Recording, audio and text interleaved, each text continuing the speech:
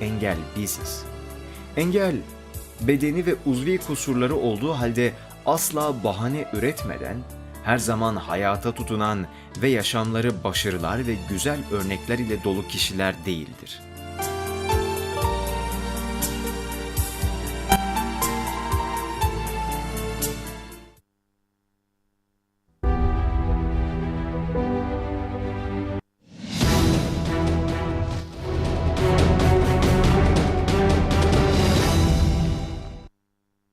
Ziyareti gerçekleştirdik.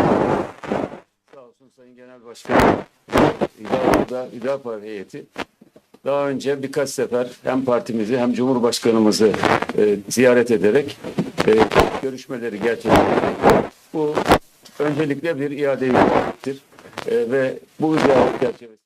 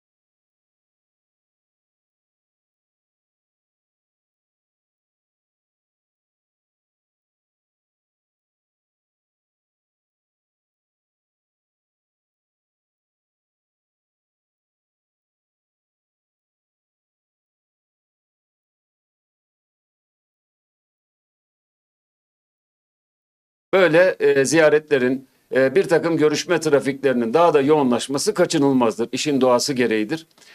Bu müzakerelerden de ben milletimizin hayrına olumlu sonuçlar çıkacağı kanaatindeyim.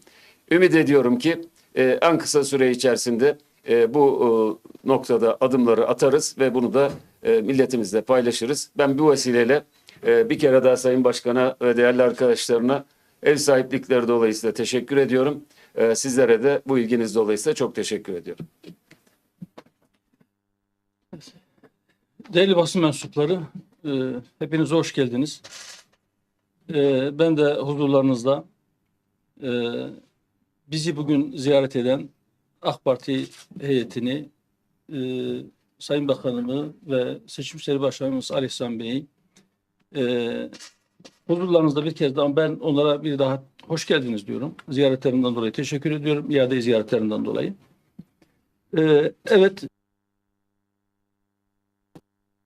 2 gün önce geçtiğimiz cumartesi günü yine bir basın toplantısında 14 Mayıs 2023 tarihinde gerçekleştirilecek olan seçimde Sayın Cumhurbaşkanımız Recep Tayyip Erdoğan'a destek vereceğimizi ilan etmiştik. Hatırlayacağınız üzere 2018 seçimlerinde de benzer bir tablo vardı. O zaman da Sayın Cumhurbaşkanı'na desteğimizi ilan ettik ve destek verdik. 6 Şubat'ta içimizi yakan, hepimizi yaralayan çok ciddi bir afet yaşadık. Bu afette 50 bine yakın, hatta belki 50 bini aşkın insanımız can verdi. 10 vilayette çok ciddi yıkımlar var. Çok zor günlerden geçiyor memleket. Bunun yanında dışımızda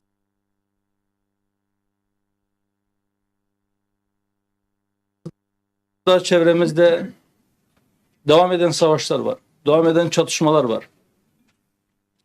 11 Mart tarihi itibariyle Suriye'deki iç çatışma 12. yılını doldurdu. 13. yılına girdi.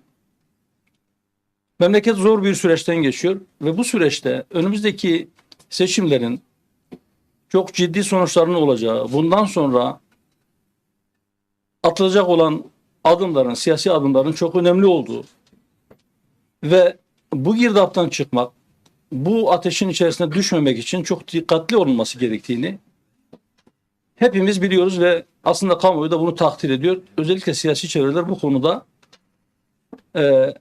bana göre çok daha dikkatli olmaları gerektiği hususunda biliyorlar. Ama maalesef geldiğimiz aşamada özellikle son birkaç gündür memlekette olayın çok farklı varsa biz yeri gelir oradan geri adım atarız.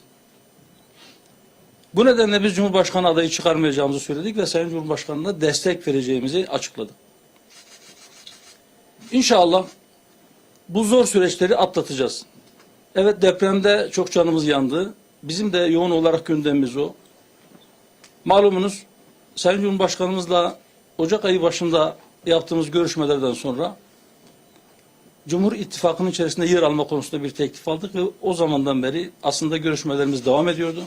Fakat deprem dolayısıyla yani 6 Şubat'tan bu yana bu görüşmeler hız kesti. Araya deprem girdi. Deprem bölgesindeki yaraları sarma konusunda yoğunlaştık hep beraber. Bu görüşmeler yeniden devam etti. Cumhurbaşkanlığı ile ilgili zaten tavrımızı açıkladık.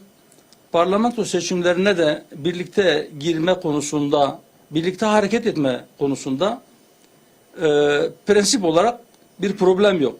Fakat bunun nasıllığı ile ilgili detaylarda henüz bir netleşme yok. İnşallah onlar netleşirse onu da kamuoyuyla paylaşırız. Gizli saklı, üstü örtülü pazarlıklar, Sayın Bakanım da ifade ettiği gibi bu tür pazarlıklar olarak algılanmasın bu açıklamanın gecikmesi. Bizim önceliğimiz milletimizin menfaatidir. Bizim önceliğimiz memleketimizin selametidir. İnşallah bu menfaate en uygun olan bir şekilde biz bu görüşmelerimizi, bu müzakerelerimizi, bu karşılıklı fikir alışverişimizi ve birlikteliğimizi bir sonuca ulaştıracağız ve sonuca ulaştığı zaman da bunu açıklıkla kamuoyuyla ve siz değerli basın mensuplarıyla paylaşacağız. Ben geldiğiniz için hepinize ayrı ayrı teşekkür ediyorum. Tekrar hoş geldiniz diyorum ve Sayın Bakanıma ve değerli heyetine, arkadaşına da huzurlarınızda bir kez daha bu ziyaretler için teşekkür ediyorum. Rabbim hayırlara vesile kılsın inşallah. Bir sorumuz da olabilir mi? Hüdapar bugünden itibaren Cumhur İttifakı'nın bir parçasıdır diyebilir miyiz? Henüz o noktada değil. Ama inşallah dediğim gibi yani şu ana kadarki görüşmelerde bir pürüz yok. Devam ediyor ama son noktaya henüz koymuş değiliz. Biraz daha beklemeniz gerekecek. Anlaşılamayan noktalar hangisi bu konuda? Anlaşılamayan bir nokta yok. O aşamaya gelmedik dediniz de o açıdan sonra. Müzakereler devam ediyor. Bir sonraki görüşmeye ilişkin bir takvim veya da tarih var mı? İhtimal bu hafta içerisinde hafta sonuna doğru belki bizim AK Parti bir ziyaretimiz olabilir.